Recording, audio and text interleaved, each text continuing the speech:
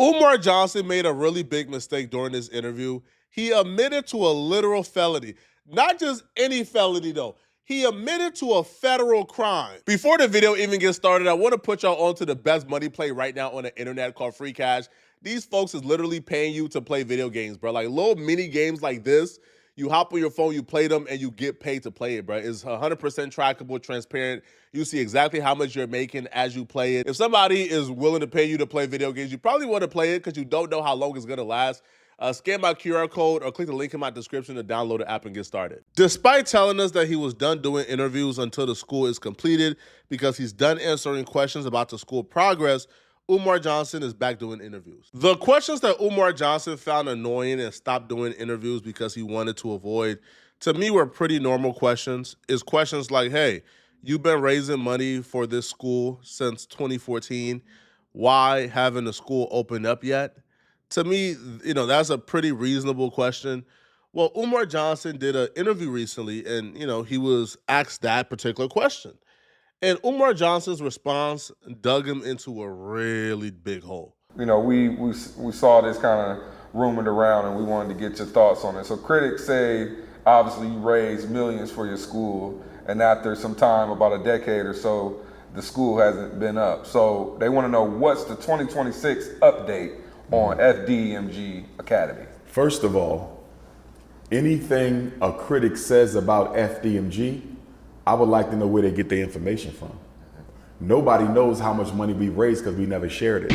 My circle is so tight that nobody in the public could know anything unless we share it with them. The only people we share information with are our donors.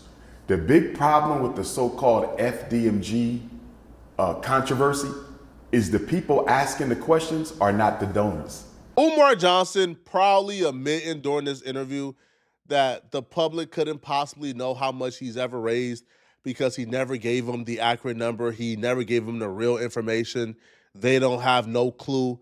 Shocked me. It has shocked me because Umar Johnson filed a 501c3. Umar Johnson is a nonprofit. He has nonprofit status.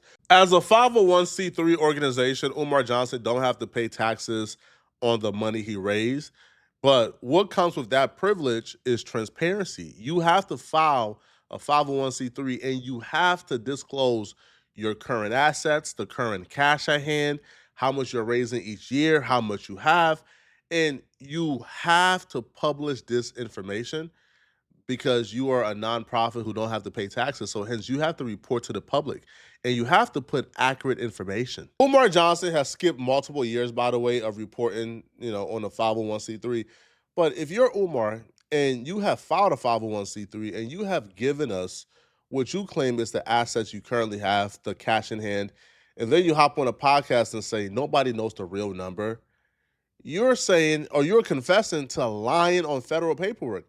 You see, in a 501c3, Umar Johnson had to list himself as an employee. Umar Johnson would also say, though, that he has received $0 in employee compensation. He has received a $0 salary for all the years he's been operating. This 501c3 is from 2021. So Umar Johnson stated that he began the year with $518,000 in cash and ended the year with $572,000. So that would mean after all the money he done spent, after all, like everything, right? Like a remodeling, whatever, that he had a profit of almost $54,000. Now, Umar Johnson didn't really list anything else, but he was pretty transparent, right? He listed it as cash on hand. So if he was pretty transparent in this regard, right, but then hop on a podcast and state that nobody knows the real number, you've never disclosed the number, then that would mean that this information that we thought was transparent is actually wrong. You actually gave false information. The penalties for lying on a 501c3 is fines of up to $100,000 or $500,000 for corporations, imprisonment for up to 3 years, plus cost of prosecution. Umar, for your sake, man, I hope you was transparent, bruh. I hope you wasn't capping, because we got updates from other 501c3s that you filed, right? Because you filed one in 2024, in 2023, and you skip 2022. This is for FDMG RGB Leadership Academy, again, designated as a 501c3. So if we go towards the latter years for FDMG, you see he skipped 2022 for some reason, but in 2023, Umar Johnson claimed that he raised $204,000. Mind you, Umar Johnson had cash on hand. Umar Johnson had $500,000+ cash in hand, he says, in 2020. So since 2020, Umar Johnson has raised $116,000. That's $600,000. He skipped this year for some reason. He raised $204,000. That's $800,000. And he raised $84,000 in 2024. Let's just say $900,000. Now, I think Umar Johnson has raised much more than that. Umar Johnson will put his expenses as $75,000 in 2021. He don't really list any other expenses here. But again, Umar Johnson is telling us that nobody has the real numbers, that nobody knows the real. That would mean that this information is inaccurate and Umar Johnson gave false information. The donors don't ask questions. We have their complete faith, complete support. 85% of our donors are repeat donors, which means they've been supporting us since the fundraiser began. The people who want answers are people who have no vested interest at all in the project. So I don't answer questions to people who don't have any vested interest in the project. You follow what I'm saying? I don't go around offering answers to people who don't have anything to do with what I'm working on, because this is a private Black community initiative. We don't owe them no answers. We don't take any federal money. You see what I'm saying? Umar, you going to jail, bro. You going to jail, bro. Yo, do you understand, as a nonprofit, disclosing information, like disclosing your financials, is a non-negotiable? Like, that's not something they're not asking you to disclose. No, they're telling you, you have to disclose it, right? If you are a nonprofit, if you are a 501c3 status. Why do Umar Johnson think he's above the law, bro? These folks will lock you up so fast, they not having mercy on you, bro. Like this stubbornness, bro. You are trying to stick it to the detractors online, which I understand they can be annoying, but trying to stick it to them is not worth sticking it to them at the risk of your own freedom. So, that's the problem, because they want us to be accountable to YouTube. They want us to be accountable to Instagram. They want us to be accountable to the struggle streams. I'm not accountable to nobody but our donors. So when donors have a question, they can call me and ask. And I know if they're a donor or not, because we've recorded every donation we've ever gotten. Every one. You follow? So if you call, say, Doc, I wanted to ask you a question about the school. Sure. What's your name? When was your last donation? How did you make that donation? Let me confirm you. If you believe this, then I got a bridge to sell you. If you think that Umar Johnson have record of each and every donor, you're out of your mind. First off, Umar Johnson has had GoFundMe's shut down. He's been banned from GoFundMe. So you think Umar Johnson has a list of all the GoFundMe people who donated? Umar Johnson has been banned from multiple PayPals. You think Umar Johnson has a list of all the PayPals? You think when Umar Johnson is on IG Live saying, run me those donations, $5, $1, it don't matter.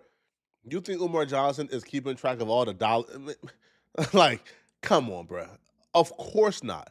But even if he was, his premise is wrong. You are not just accountable to people who donated.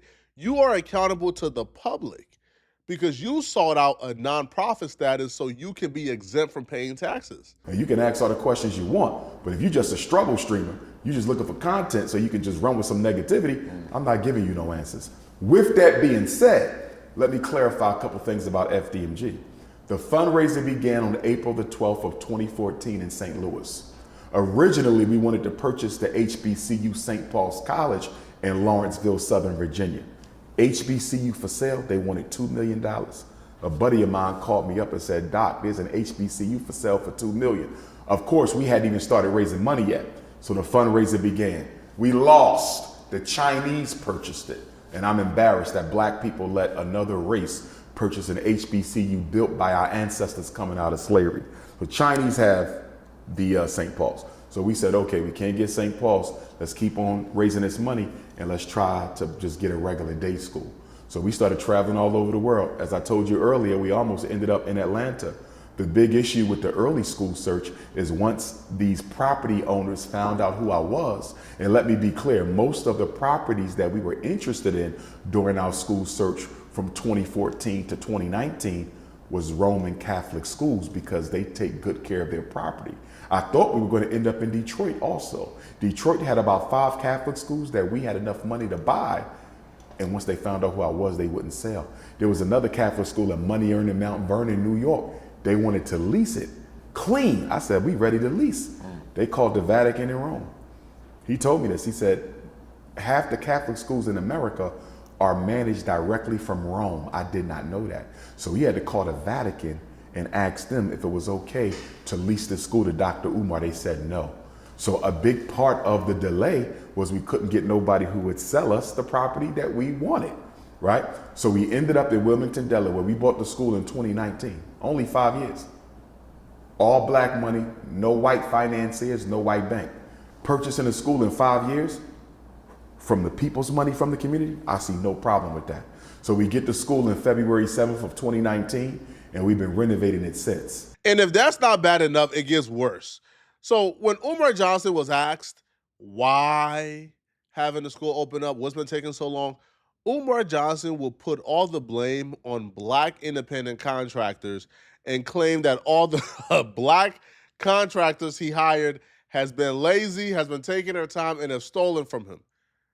So all the black contractors that you hired, that you made your discernment to hire, somehow, some way, they've all been scammers. I'll be real, I'm more inclined to believe that you are the problem if you're telling me that every single black contractor you hired turned out to be a scammer and wasted your time. February 7th of 2026 will be 7 years. This past Saturday, we completed all the renovations on the school. Why were we delayed so much? And I'm not even going to call it delay because I believe in divine timing. If it didn't happen yet, it wasn't supposed to. You feel me? That's my position. But if we want to look at this practically, the reason it took us 7 years to do the renovations is because the black contractors, I'm going to say it, the black contractors who we depended on to help us cross this finish line sooner, they scammed us, they robbed us, they never completed their work. I haven't had a single black contractor. Quote me on this. In 7 years, I haven't had a black plumber, black electrician, black roofer, black HVAC, black painter, black floor person, not one black contractor who we paid to do the work ever finished what they got paid to do. Not one. So can't nobody say shit to me about how long it took us to get this job done. It took us long because of ninjas in the community who don't have integrity and work ethic. If you've been tapped in long enough, Umar Johnson actually started off by asking black contractors to come and work on the school for free. So he was asking people initially to come and work for free. Once people said no, like, bro, I have a life, I have like my own thing to do. Like, I'm not about to just come and do like a job this heavy for free. Umar Johnson then began to begrudgingly hire black people, according to him. Umar Johnson was penny pinching. He didn't want to. He didn't want to pay nobody. And usually that attract right the bad type of people, right? Usually, if the normal price for a job is going to be, let's say $10,000, but you're hiring people who can do it for you for $750, you're usually hiring the wrong type of people. I encourage every one of y'all to watch my video on the Umar Johnson and the homeless man Don situation. Umar Johnson hired Don, a homeless man from off the streets, to come and do work for him. A literally homeless man to come do work for him. And in exchange, Don gets to live inside of FDMG, even though the building, right, is currently unsafe to be in. Don will live in the building and do work in exchange for some change. When it was time to pay Don, Umar Johnson all of a sudden didn't have the money. Don sued Umar Johnson and actually won in court and got a judgment. So, like, Umar Johnson has a habit of, again, begrudgingly trying to pay people. And the one thing that concerns me is Umar Johnson is trying to get ahead of them not passing inspection. Because Umar Johnson is telling the dude, oh, we're done. We're about to go to the inspection. And then Umar Johnson swiftly and slickly says, the city of Wilmington got it out for him. They're trying to sabotage him. They tried to sell his building once. So hence, if he don't pass inspection, it's the city who got it after him. So if he don't pass inspection, it wouldn't be because he hired cheap day laborers. It would be because the city got it after him. You see how Umar Johnson is trying to get ahead of this story? Because I think Umar knows this building probably won't pass inspection the first time. Now, do you believe you need any more help? Well, as I said, we finished. The renovations are done.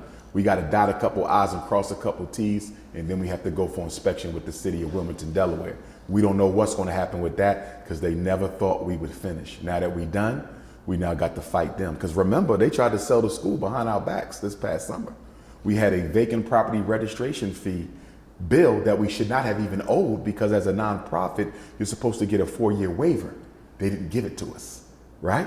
I called them up to see if we can come to some type of an agreement. If you're not going to give it to us, say that and let us pay. The woman in the office told me she would call me back on 3 different occasions. Never called me back. I emailed on 3 or 4 other occasions. Never responded to my email. All of a sudden, I get a phone call, Dr. Umar, the struggle streamers on YouTube, talking about your school is about to be auctioned in 21 days. I said, this can't be true. I just checked the mail. We ain't got no mail saying they trying to sell our school. All our bills is paid up except that vacant property registration fee. So I called one of my supporters in Wilmington. I said, can you go past the school and see if there's another set of paperwork on the other door? Because remember, we own both schools, by the way, not 1, 2. We own 4 buildings. We own the block. Name somebody else in the Black conscious community who bought a whole block. Nobody. I'm the only one. So anyway, the struggle streamer stole 1 set of paperwork.